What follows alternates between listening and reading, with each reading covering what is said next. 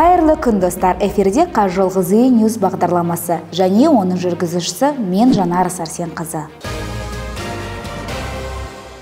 Астанада Қажолғызыдың 65 жылдығына арналған бірінші орталық Азия халықаралық конференциясы өтті.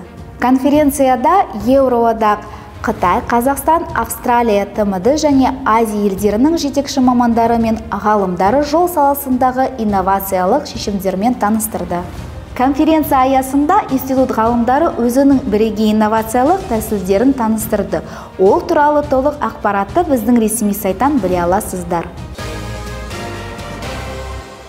Қажолғызы мамандары республикалық маңызы бар Құрты-Бұрылбайтақ жолында ауа температурасы -10 градуста асфальт төсеуге мүмкіндік беретін арнайы технологияны сынақтан өткізуде. Бұл технология жол құрылысы маусымын ұзартуға мүмкіндік береді. Қажолғызы мамандары лидар және фотограмметрияны қолдана отырып, көпір құрылыстарының жоғары егжей-тегжейлі цифралық модельдерін жасаудың жаңа технологиясын сынақтан өткізуді бастады. Құрылған 3D модельдер институт әзірлеген көпірлерді пайдалануды басқару жүйесіне енгізілетін болады.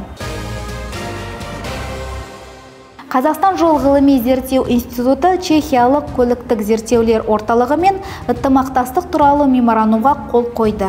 Бұл серіктестік жол қауіпсіздігі саласындағы қазақстандық мамандардың біліктілігін арттыруға бағытталған. Қажолғызы әзірленген көктайғаққа қарсы эко-реагент Қазақстанда өндіріске енгізілетін болады.